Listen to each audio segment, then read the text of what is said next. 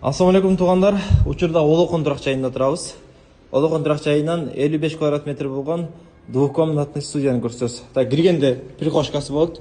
Сол тарапта болсо бул санузел совмещенный, ушундай кенен болот туугандар.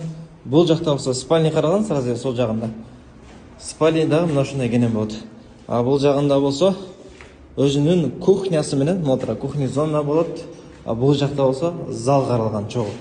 Бул эки бөлмөлүү батир студия вариантында. Мына карасаңар кенен эле болот туугандар. Могул тараптан өзүнчө бөлүп койсоңор, бул жак өзүнчө зал болот. Бул жакка ТВ зонаны койсоңор болот, же бул тарапка. Вот могул жакта токторду чыгарып коюп туруп, ушул жерге ТВ зонаны коюп туруп, бул жагын болсо кухня кылып, могул тараптан бөлүп алсаңыздар болот. Ушул варианттар бар данный момент, арзанбада. 2 жылдын ичинде ремонт менен готовый бүтөт.